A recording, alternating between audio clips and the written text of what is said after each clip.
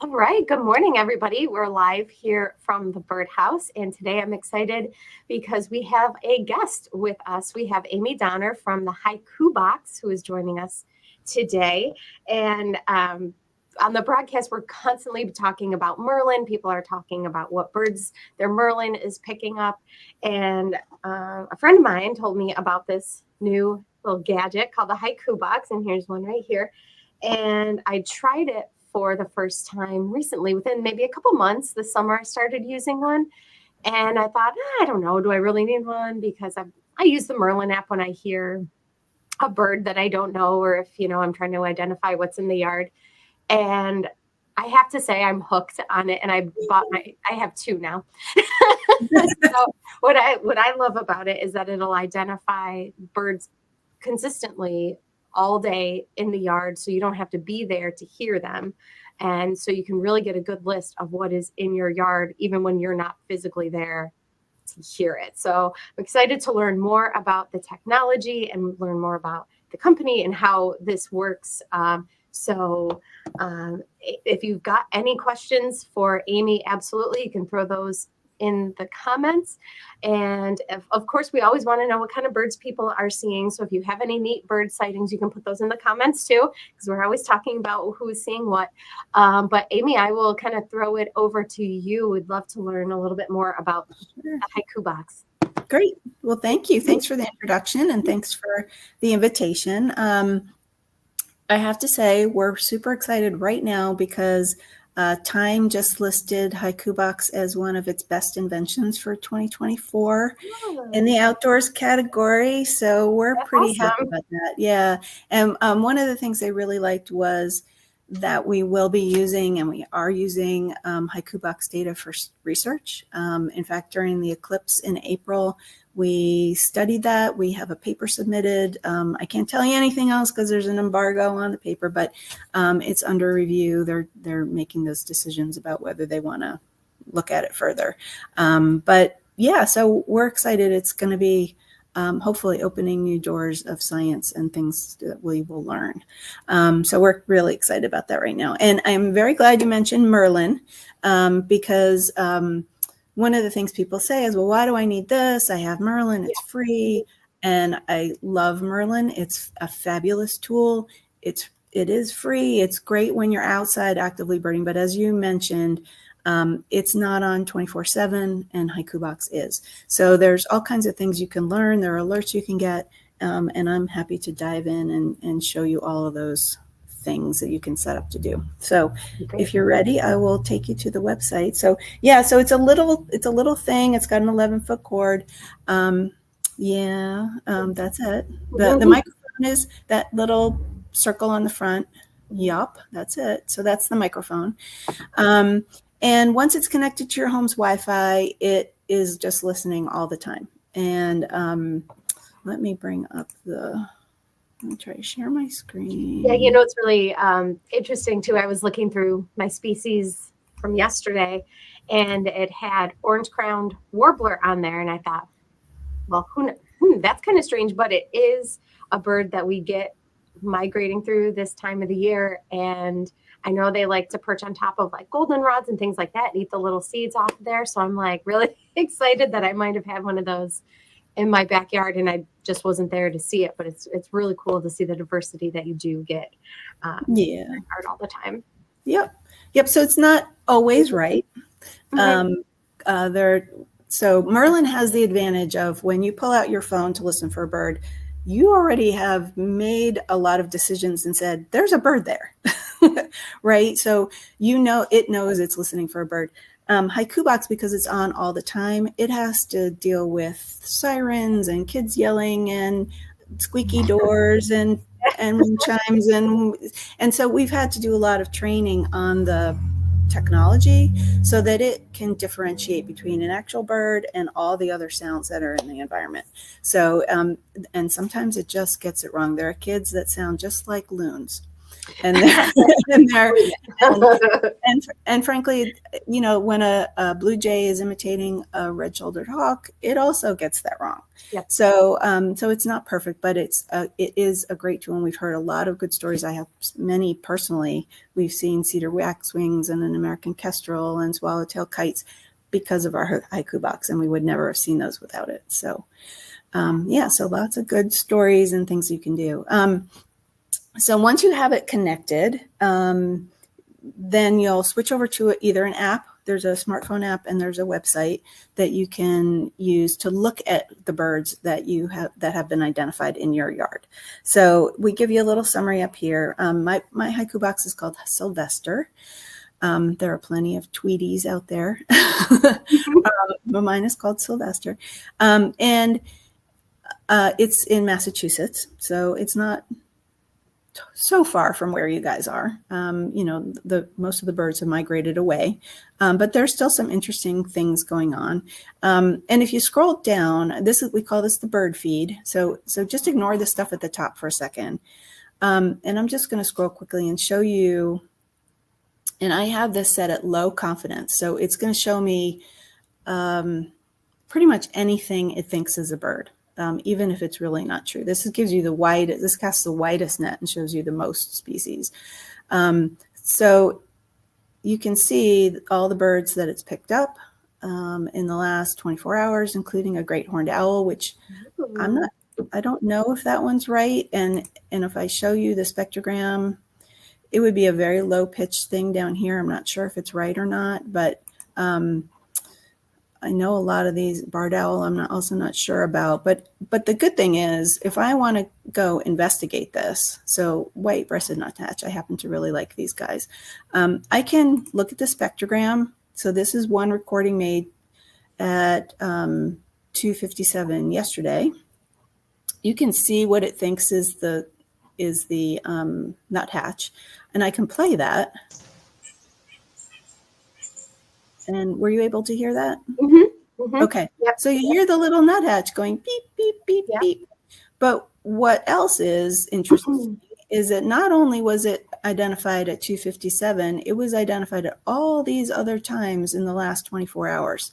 And I can just choose one. I'm going to choose one that's high confidence because maybe it'll be a little bit louder. So 9:50 yesterday morning. It's no louder, but I can choose. Let's see if there's another one. So it had 3 little peeps. You can go back and listen to every single one of these if you want. You can, red-shouldered hawk, I'm really interested in those. Well, there's only one of those. But I'm trying to find somebody that's kind of interesting. And this you can access, like I've always accessed it on my phone via the app. Mm-hmm. You can access it on the web as well. Yes, that's how I'm looking at it right now. It's this website, listen.haikubox.com, where you can see those. So let's take a look at a common and very beloved animal, the bird, the northern cardinal. And in addition to being able to look at and play every single one of these recordings in the last 24 hours, I can also look at some summary data. So I can see what time of day this bird was calling. I can see its pattern over the last few days. So again, nothing too interesting happening right here. That's pretty cool. I didn't realize you could get all of those stats. Yeah. Too. Yep. This is kind of a nice image. It's the last, I think, 2 weeks and the time.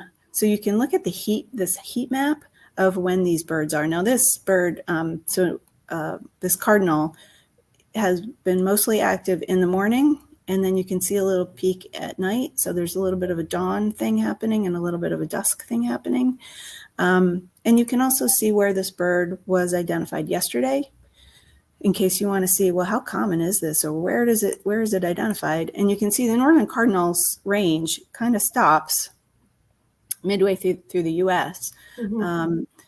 And you can zoom out and see, well, there was one in Hawaii, and there was one, at least a cardinal identified in Baja, Mexico yesterday. So there's lots of things you can do just from this page.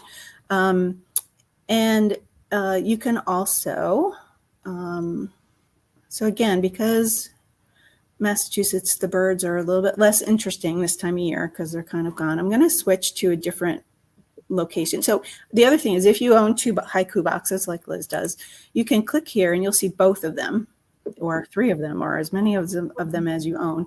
And you can toggle back and forth really quickly. So you can see your summer house, what's happening, your winter house, what's happening, your lake house, whatever it happens to be, front yard, backyard, and compare them really quickly. I'm going to go to a box that's in Sarasota, which is where I'm located right now. So we're in Florida. So our birds, your birds in the north are coming to us now. And so it's a little more interesting down here. Like the other day I saw a black and white warbler. So you can start to see those birds as they arrive. And so here's a black-bellied whistling duck. Okay. It's not necessarily migrant, but it has a really interesting call pattern in that it only calls in the morning and at night and in the middle of the night. And so you can see that really easily with this heat map. So for some bird, so here's the American kestrel, which as I said, I saw because I got an alert. But you can see like for the palm warbler, let's see if there's anything interesting about when it arrived. So it was not here in Florida for a very long time. And now that winter is coming or fall is here, you can see it's just arrived here in Florida. And so it's actually really interesting over time to look at this. I'm going to show you another box that I found that, so let me just show you one other thing. There's a map. And if you want to just check out any of the other haiku boxes that have made their data public, you can keep it private. If you don't want to show up on this map, you can keep it private. But if you want to explore other parts of the country and what other birds are there, you can come here and click on any of these. Now, what I did was let me get back to home. I actually saved a couple that were in your area. So okay. One of them might be mine even. I chose these because they've been on for a very long time and we can see some long trends. But this one is, so it's a little bit south of where you guys are, I think. But it's still in like the Great Lakes. In the Finger Lakes. The Finger Lakes region, right? Yes. Right. So we can look at what birds are there and you can see the usual kind of birds. But one of the things we can do is instead of the last 24 hours, we can go to the all page and we can see all of the birds that have been identified at this haiku box since it was plugged in. So you can see there have been 120,000 house wrens identified by their calls at this haiku box. And you can look at things like, well, when do the eastern phoebes show up? And you can look. So this box has been on since like 2023. You can see the phoebes don't show up till May. Mm-hmm. That's when they showed up in 23. And this year they did the same thing. And as we add more years, you'll see the same trends. So you can start going outside and seeing them. You can put up your special bird feed for these guys. If it happens to be a bird that you want to track like Baltimore Orioles or things like that, you can be ready for them because you know they're going to show up at this time again. And let's see, Blackpoll Warbler. Yeah, so again, they're here for a very short time. Or they may be around longer. This is when they're vocalizing. This is when we can identify them using their sound.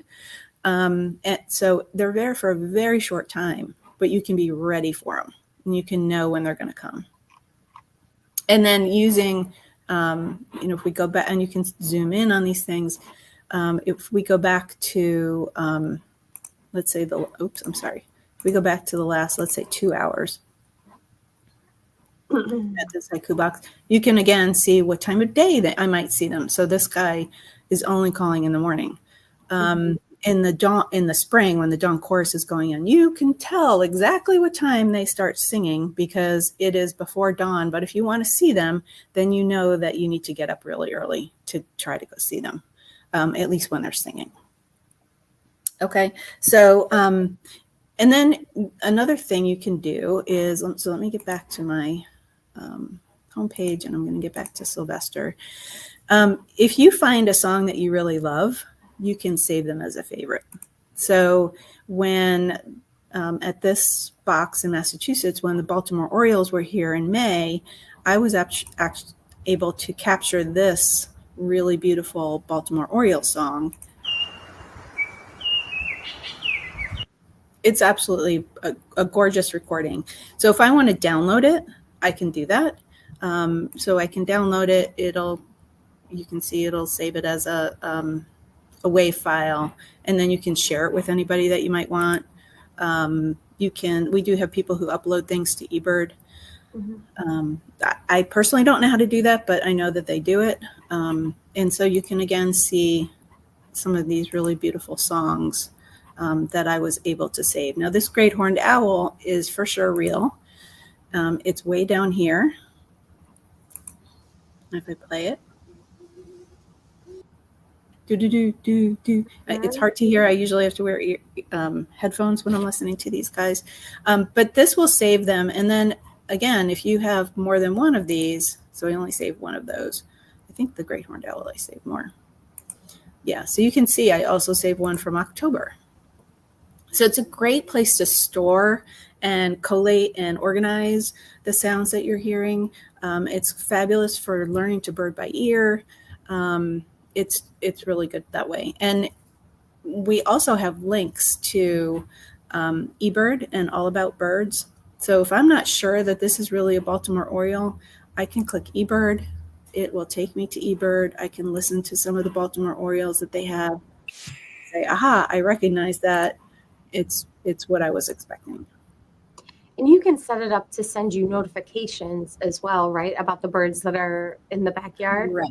Correct. Okay. Mm-hmm. And then those are stored in here. So you can see this morning I got an alert. So I got it on my phone. I got a little thing that pops up that says Haikubox detected a swamp sparrow. I don't know if it's real. I have to go in and kind of listen to it and make sure that, but we try to not send a gajillion alerts to you because that would just be annoying. And we also have some criteria, like it has to be heard 5 times. Like we want to be pretty sure that it's real before we alert you. But yeah, so they are all stored here in the notifications tab. But the way to set those up is, and I can't show you because this is the website and not the app, but they're set up on the apps because the notifications will come to your phone and they'll come to a smartwatch if you have one. So in the app, you will, let's see if I can show, I'm not sure if I hold this up to my screen, if you will be able to see it. But there's 2 kinds of alerts. Let's see. Can you see that okay? Yeah. So there's one kind of alert that's right here in the center. It's a little blue slider. That's a new bird alert. So that's anytime any new bird. So migrating birds, they stop over in your yard for a couple days. We had a painted bunting that we only saw for a few days. And as long as it's making some sounds, it'll alert you and say, hey, there's a painted bunting outside. You probably want to get out and see it. And that's how we saw some of those birds. So anything coming through, if they're making a stopover, if they're newly arrived from the spring, that first red-winged blackbird, it'll let you know and you can get out. First, we had a hummingbird, same thing. We were in Massachusetts at the time, had a hummingbird notification. I was like, oh my gosh, I'm going to see if I can see it. Got a little window feeder for hummingbird and it was there within like 2 hours.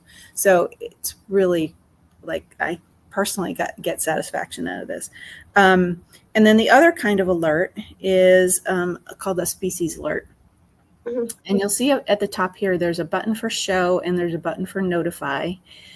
Show is if I hate starlings, European starlings, like drive me crazy. I never want to see them. You can turn off show and you will not see them. It's still identifying them because it's part of the science that we're doing, but you won't see them. And then there's notify, which is how you turn on, like I always want to see whenever a hummingbird comes, you can, not any hummingbird, like an Anna's hummingbird if you're on the West Coast, or, a ruby-throated hummingbird on the East Coast, you can turn that on and it will send you notification whenever those are identified, not just when it's newly arrived in your yard.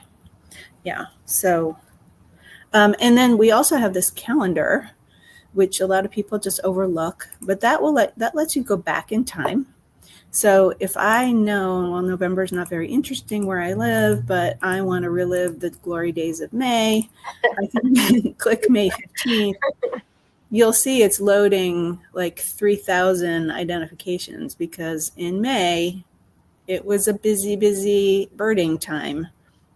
And does it stores those as long as your account is active?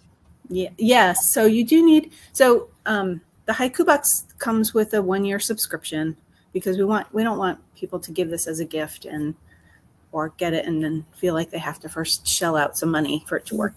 So it includes that for a year. After the year, it's $60 a year for the subscription, but it will still work without it. You just can't get notifications. Like anything that costs us a lot of money, we just can't. We're a tiny little company. We just don't have the resources to do that. But we want it to work. We don't want it to become a brick in your backyard. Right. So, yeah. So this is what happened on May 15th. And you can see that, let's see, here's my Baltimore Oriole. And there it is, singing along. So it's a really nice thing. Now, let's say this Baltimore Oriole was, so I think that's a Baltimore Oriole. If I want to, I can label that as yes. What that does, and it's most important actually when it's wrong, because we know it makes mistakes. We want you to tell us so that we can go back and retrain the neural nets. Merlin does this too. You just don't really know it. They're doing it in the back end. They're using user input to help the computer get better. It doesn't happen right away, but it does happen as we approach things. So we just made Canada Goose better. We've been working on Screech Owls because things like kids yelling squeaky doors, those things get labeled, they get identified incorrectly. And you can also, so remember I said I was on the low here. If you only want to see the birds that the system knows is really pretty darn sure that that's the bird, you can click on high. It's still loading all those birds. But these will all be high confidence, and you can tell that from the little H. So it's pretty darn sure that this is a northern cardinal. It still makes mistakes, but you can see it right there. And here's a tufted titmouse, and you can see it like up there. And I should mention too that the spectrograms that I'm showing you are really important. People try to bird by ear, and I understand that when you're out in the field, like you're just listening for it. But the way you look at a song is really helpful in identifying and learning that song, because that's actually what the computer system is looking at. It's looking at all of these harmonics. Like you can see there's 1, 2, 3, 4 levels of song in here. And that's what is really the signature of this song sparrow song, is the way that it's able to harmonize with its syrinx, with itself, and create these very dynamic sounds. And reading a spectrum, it's a lot like reading music. Time is along the bottom, so it's 1, 2, 3 seconds, and then it's pitch along here. So lower frequencies, higher frequencies, and that's what. So it's like a whole orchestra reading right here in front of you, and this is what it sounds like. Yeah. So that's so cool. Yeah. So that's basically what it does. You can also, Haikubox owners also have the ability to create a public site. So if you want to just share this with somebody, so I just copied it and now I'm going to paste it in. Hopefully you can still see this. So someone doesn't have to log in. They don't have to create an account. You can just share this with them and they can see, kids, parents, grandparents. They can just see the birds that you have playing right now, quick and easy. We have an API that if you have your own website, you want to put this in so it's always showing up on your website, we can help you figure that out. So, yeah. So I think that's kind of the gist of it. Did you want to, were there any questions? Should I go back to? Let's see. It looks like there's a couple comments. Okay. A dog named Boo says, "What?" I think they were pretty What? impressed with all the different features there as you were going through them. And then Caroline, it looks like, says, "We have a haiku box. Love it." So Yeah. more comments than questions. But yeah, Okay. it's the main difference, it seems like, for the people who are still going, well, what's the difference between Merlin, is that it's actively listening all the time. So it can direct you to the birds instead of kind of you already hearing the bird and going, what is that? So that's really nice about it, is what I Yeah. like, and gives you a nice long list of all the different birds in your yard. Very, very cool. And I love being able to see when they showed up, and seeing where else they've been reported as well. That's really, really neat. Mm-hmm. Oh, let me just point out one other thing. You can look at live. So this M&M is also near you guys. Oh, here we go. So if somebody wanted to go on this site and browse what's like around, they can go to the listen.haikubox.com and see and access this map. Correct. So let's see. I would have to log out and log back in, but it's listen.haikubox.com is the page, and you have to enter there you go. Thank you. Mm-hmm. You have to make an account. That's really a security thing. It is listening in people's backyards, so we just want to be careful that we know we have at least some information on people who are logging in. Everything's secure, so we're not worried about that. So these are all the public boxes. Somebody has clicked in here. They have not clicked this, so they haven't made it private, but they are sharing data with Cornell. And we're probably going to have other research partners, so we'll be updating our terms. And it is accessible too for visually impaired if people don't want to have images and graphs. Okay.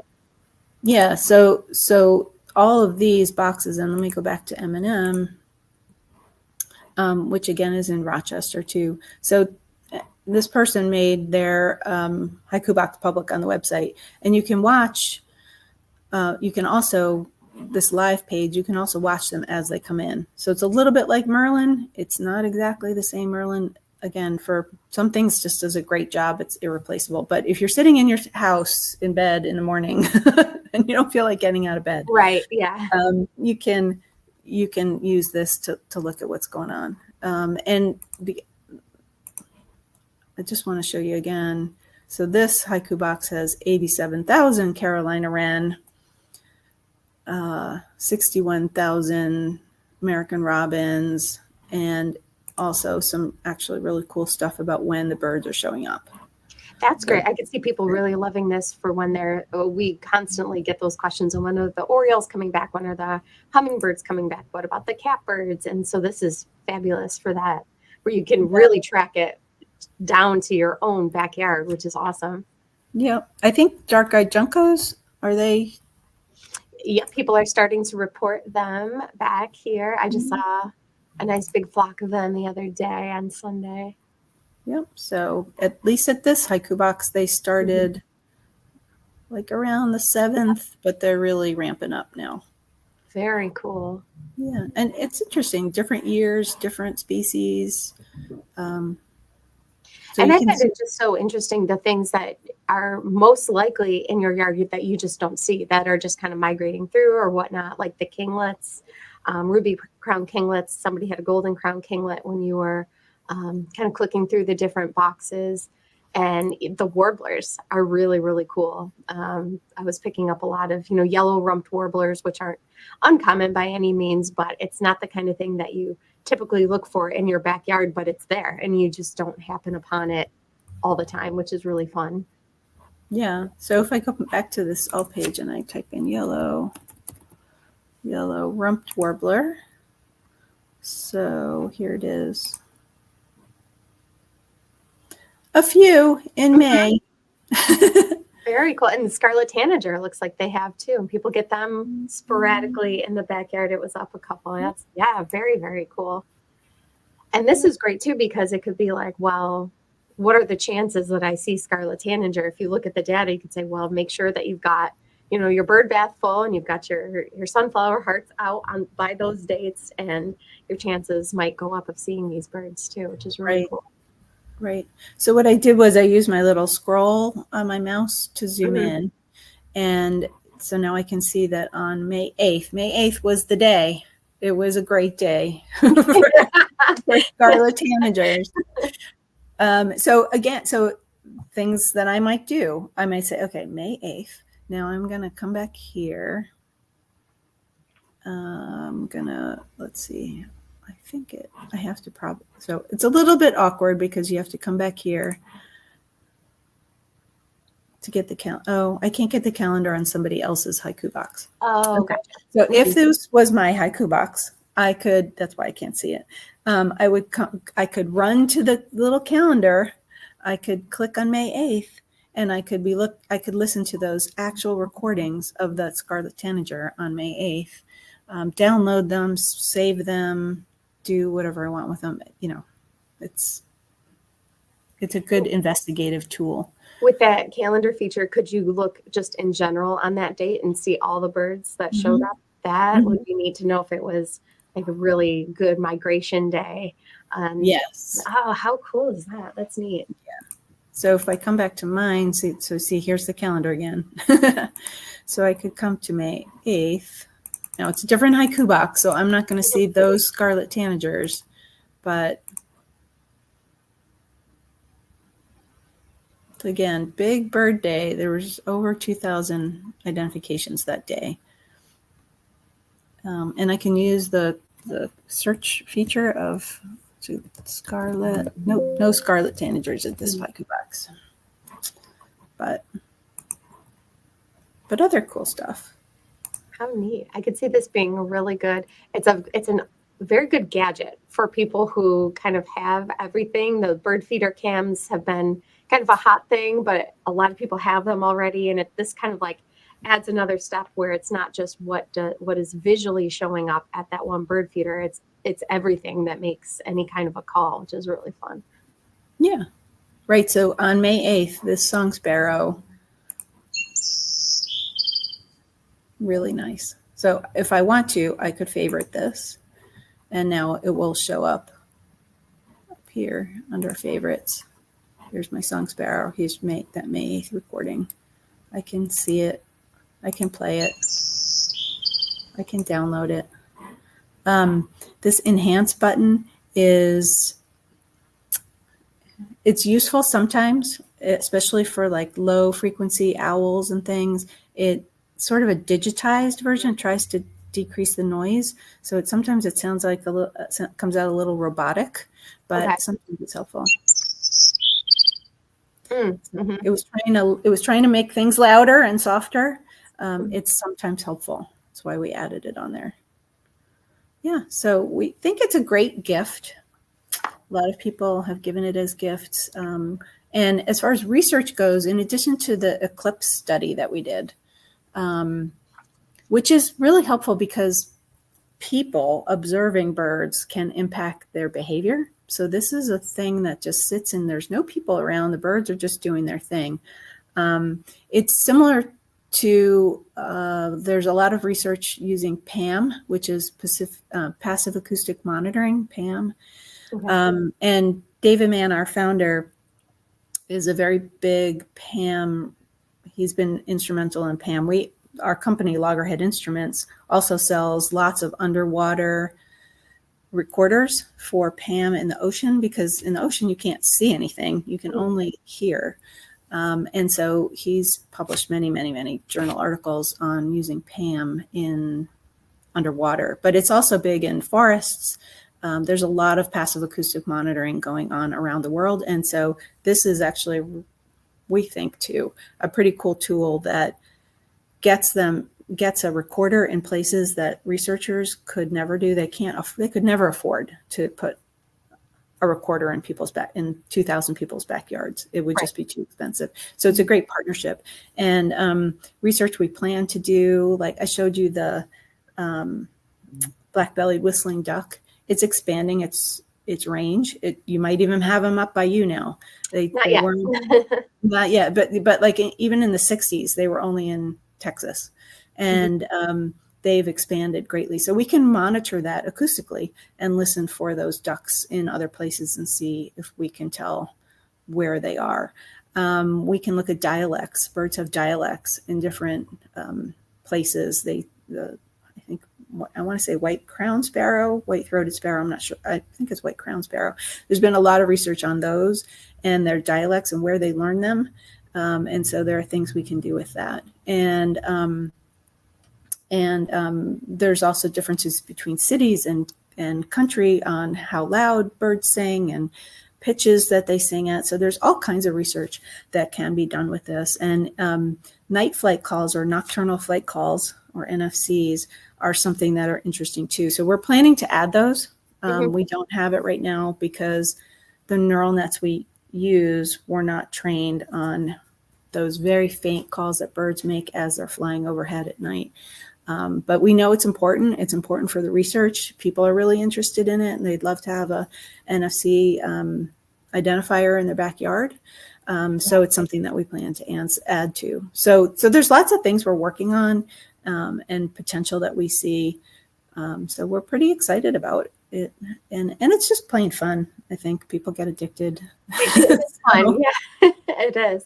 Yeah, it's interesting because I mean there could be so many uses for it, not just knowing what birds are showing up where for conservation reasons, but even with the night calls, the night flight calls, when there is a big migration event, knowing those birds are coming through, so buildings can shut off their lights and do things like that. I mean, there's just so much potential out there for uses for this. It's really exciting. Yeah. So I'd be happy to answer any other questions that people have. I think you usually go till 11, so it varies. We go for as long as we want, as short or as long as we want. It doesn't look like there's any questions besides those comments. But I've got one basically. Do you, as far as the users go for this, are you finding it's like a range of all ages and everything, or is there a certain kind of demographic that seems really drawn to this that you guys have had success with? Yeah, so I can't really tell you because the only thing we gather from someone who connects to Haikubox is their email address and their location. But anecdotally, I can tell you the stories that we hear are people someone will buy one for their parents because they know their parents are excited about birds. We have grandparents who it's a conversation starter with their grandkids, especially if they're not living in the same place. They can have this common language about birds. What did you see today? Oh, I saw this. So we think we're reaching all ages. Bird demographics of birders tend to be older. So we guess that's the case as well. But we also have schools. We've developed some lesson plans, and there's at least one school. There's a couple schools I know who are incorporating this into their curriculum. One of them did a huge school-wide, like not just a lesson, but a whole curriculum that included Haikubox. They decorated the media center. They did statistics on what birds they were seeing. I mean, you can write about them. Haiku is obviously a kind of poem, so you can include that. So we know there are kids that are getting involved in this because the adults with them are excited and they're sharing that love of birds and birding and making it part of their education. So we know that's happening as well. We hear that too with customers who might have something like a bird buddy or one of the we carry one called the Beak View, those bird feeders with the cameras inside, and they'll share the link with their grandkids, and their grandkids can look to see what kind of, and sometimes they talk back and forth on the, because there's the camera and they can talk back and forth to each other. It's pretty funny, the stories we hear. So I could see them enjoying something like this as well. Yeah. Grandkids and kids and adults, even don't know. There's a technical divide sometimes. Sure. And they're in different things, but birds can be a great uniter. And I find it was very simple to set up. And once it's plugged in and running, I haven't had to do anything. There's no recharging. It's just you set it and then it's good to go. So it's been very, very easy to use, which has been great. Yeah, that is great. And because it's always on, you get those notifications about a great horned owl at 4:46 a.m. Exactly. Yeah, exactly. When I know I'm certainly not up, but yeah, I'm really excited to use it. It's been really great for fall migration. I was kind of late to the game in getting one this year because I didn't get one until the summer, but the things coming through in the fall have been awesome. And I'm just super excited to see what comes through in May. So yeah, this is great. Well, it looks like that's everybody's comments on it. I want to thank you very much for joining us today and just showing us kind of the ins and outs of this new gadget. Everybody loves gadgets, and if you're into birds, I can't recommend it high enough. I'm loving my Haikubox in my backyard. So thank you again for joining us. If you guys have any questions for Amy, even after the fact, you can always add them to the comments and we can reach out to her and ask her those for you. But thank you again so much for joining us. And I hope you have a good rest of your week. Thank you. You guys too. Okay, take care. Happy Thanksgiving. Happy Thanksgiving. Yeah, we'll get those turkeys on the Haikubox. It does pick them up. Yeah, I got it. Yeah. There are a lot of wild turkeys out there. So there are.